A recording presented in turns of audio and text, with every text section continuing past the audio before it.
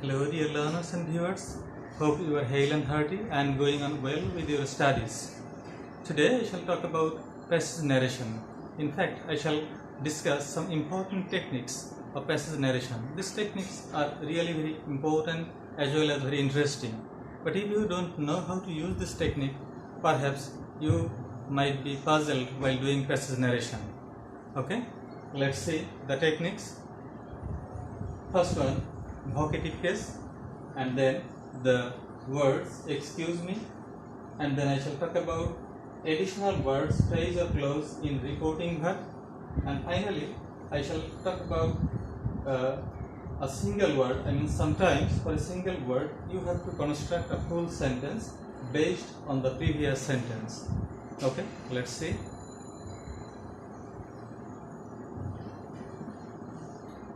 First of all, vocative case. Vocative case, what does it mean? Vocative case identifies a person being addressed. Okay, for example, friends, my dear friend, darling, young man, my child, sweetheart, etc. You will find this type of words or word in a sentence. And the rule is that in that case, first of all, you have to write down addressing, then who is being addressed, and then what has been said to address the person spoken to, and then the speaker, then reporting verb, an objective case of the person being addressed, and then conjunction. Okay, let's say the example. This is the example. This is the passage narration. What is your name, my little angel? Eva. Who are you? I am Tom. Children call me Uncle Tom. I'll call you Uncle Tom too, for I like the name. Okay. Now see, how can we do this narration? Okay. First of all, you see who is the speaker and who is being addressed here. Here you see Tom is talking to Eva. So Tom is the speaker and Eva is the listener. And in the first sentence, you see, what is your name, my little angel? Tom is addressing Eva, saying, my little angel. So we can use this technique.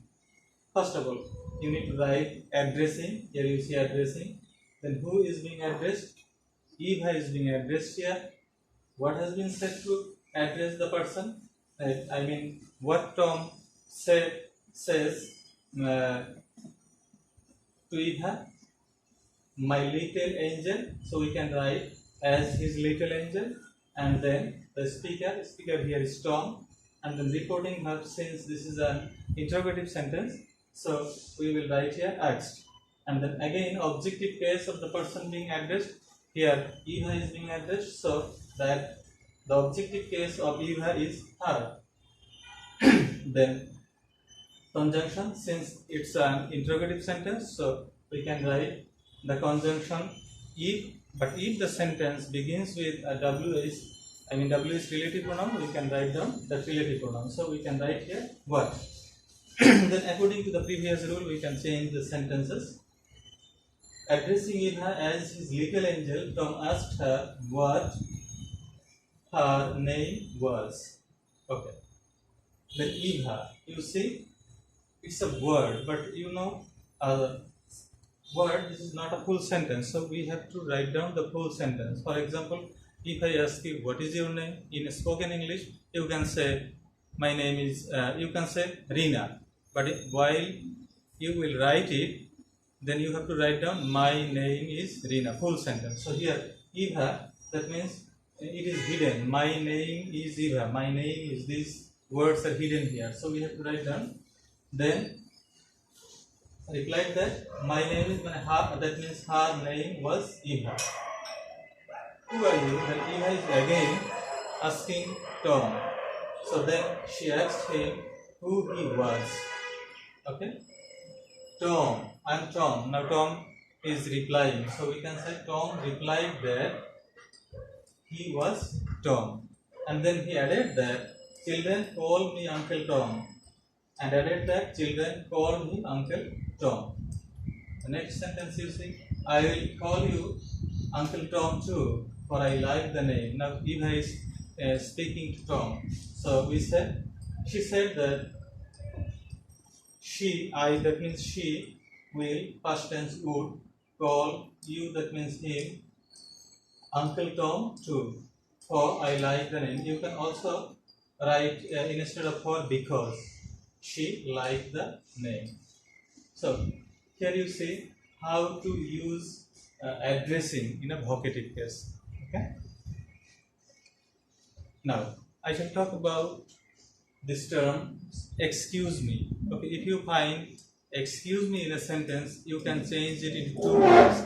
First of all, you have to gauge the meaning. I mean, whether excuse me is using to beg pardon or excuse me is using to draw the attention of somebody.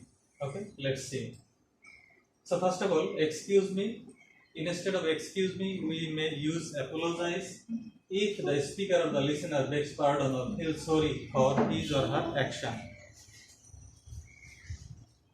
But instead of apologize, we can also use drawing the attention of the listener if these terms are used to draw the attention of others. Okay, let's see. This is another passage. Excuse me, I'm sorry to bother you. Do you have time enough to answer a few questions? Said the man. What's about? Said the woman. Oh, nothing much. I just want to know about the historical important places in your district, said the man. So, in this sentence, we see, excuse me, I am sorry to bother you. So, from the very beginning, we can say that the man is saying sorry. He apologized to the woman. So, instead of drawing the attention, now we will use apologize, this term. Okay, so see the answer. Here, the man is the speaker and he is talking to the woman. So, we can say the man apologized to the woman and said that I am sorry to bother you. That means he was sorry to bother her. Would you have enough time to answer a few questions? Said the man. The man again asked. Okay. Then he asked if he would have enough time to answer a few questions. Okay. Then the woman said, "What's about?" That means the woman is again asking him a question. She asked him what it was about.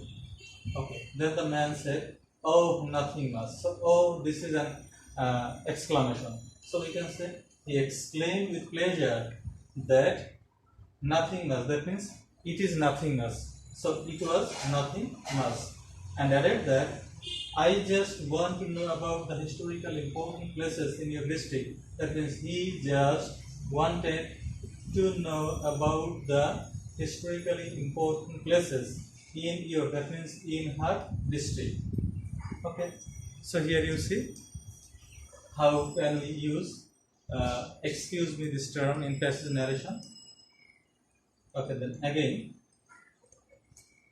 excuse me, would you please tell me the way to the nearest inn? Said the stranger. Yes, there are many inns in this area, but if you want a good one, go straight and then turn left, and after 150 meters you will find a decorated two-story building, and that is the best inn in this locality, said Rohit. Thank you. So here you see in this sentence, this term excuse me is using to draw the attention of someone. Here you see the speaker is the stranger and listener is Rohit. So the stranger is trying to draw the attention of Rohit because he wants to know something, know some information, some pieces of information. Okay. So here instead of apologize, we can use drawing the attention. So you see, instead of excuse me, we are now writing drawing the attention of Rohit. Now the speaker, the stranger, would you please tell me the way to the nearest inn?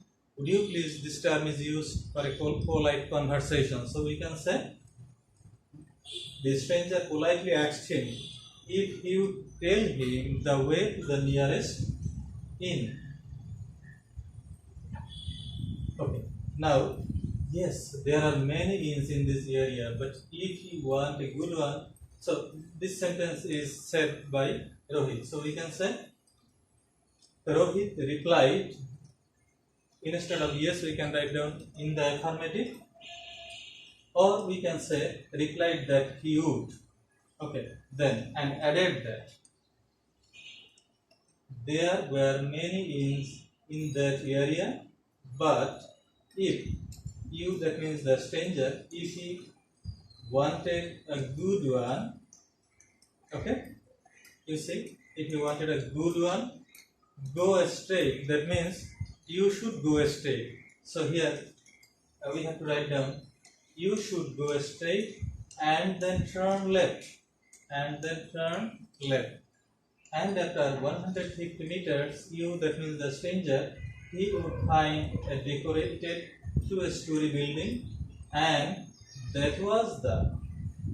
So here you see, and that was the best inn in that locality.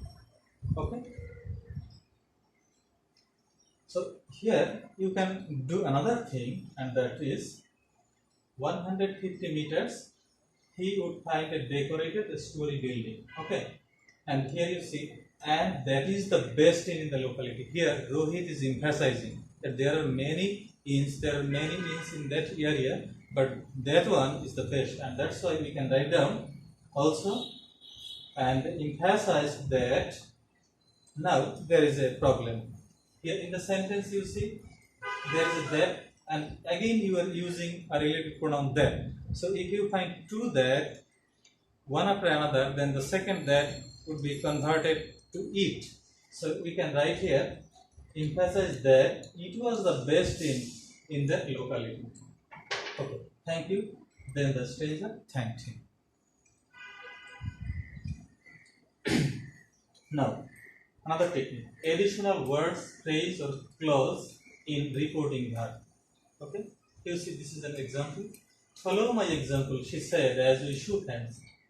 She said as we shook hands. This is reporting verb, and in this reporting verb, here you find as we shook hands. This is the additional words. Okay, this in that case we have to write these additional words or phrase or clause from the very beginning.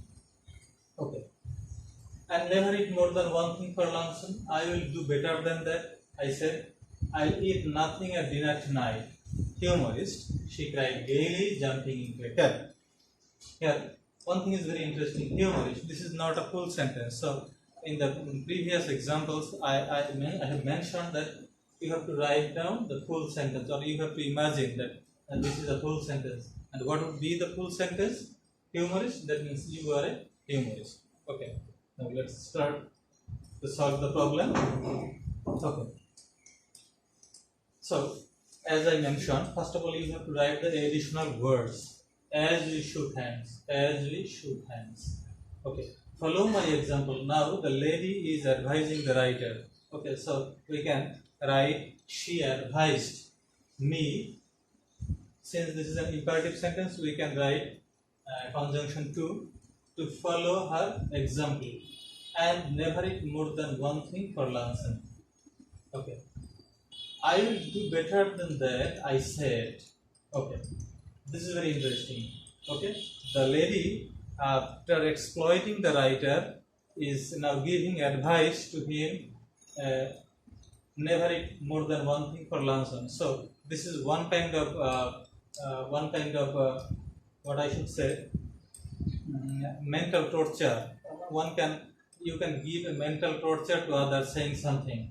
So the writer became angry. At the same time, he is very polite. So we can use, instead of reply or say or tell, we can say retort, because retort means say something in answer to a remark, typically in a sharp, angry, and witty manner. So we can say, she advised me to follow her example and never eat more than one thing for luncheon. I'll do better than that, I said. I retorted that I would do better than that, and added that I will eat nothing at dinner tonight. That means I would eat nothing at dinner tonight, that night. humorist, she cried gaily, jumping into a cab. Again, here you see this is an additional word.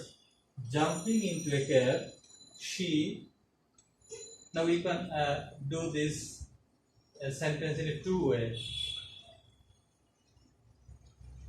Jumping into a cab, she cried gaily and commented that I was a humorist, or you can say call. You can use this word call. She called me a humorist. Okay. Now this is the last technique. Sometimes for a single word you have to construct a full sentence based on the previous sentence. Here you see the example, the passage. Where are you going? Said the old man. I'm coming to see you. What do you want? A job. Do you really want a job? Said the old man. Yes, if you have any, said the boy, then follow me. Okay, here the old man and the boy, they are talking to each other. Speaker is the old man and listener is the boy, and then again the boy is speaking to the old man. So in the very beginning, we see that the old man is asking question to the boy, where are you going? So we can write, the old man asked the boy where he was going. I'm coming to see you. Now the boy is replying to the old man. So we can say he replied that he was going to see him. Then the old man is again asking the boy, what do you want?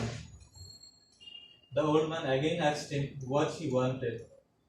Now you see, this is very interesting. A job. This is not a full sentence. So you have to imagine what would be the sentence based on the previous question. Okay, previous sentence. What do you want? So naturally, the boy will say, I want a job. Okay, so here a job means I want a job. So we can write down. He again replied that he wanted a job. Do you really want job? The old man is again asking question. So we can say this is the third time. So in case of third time, we can write further. The old man further asked if he really wanted a job. Then the boy said yes. The boy replied in the affirmative and said that yes, I want a job. Here one thing is important. Imagine, yes, I want a job if you have any. So the boy replied in the affirmative and said that he really wants a job if he had any. Then the old man said to the boy, then follow me. Then the old man told him to follow him. So in short, these are very important. These 5 techniques are very important, and if you know it very well, then while doing passage narration, you will find it very interesting, and you will feel no more difficulty at all. So practice it at home. No more today. Thank you. Bye.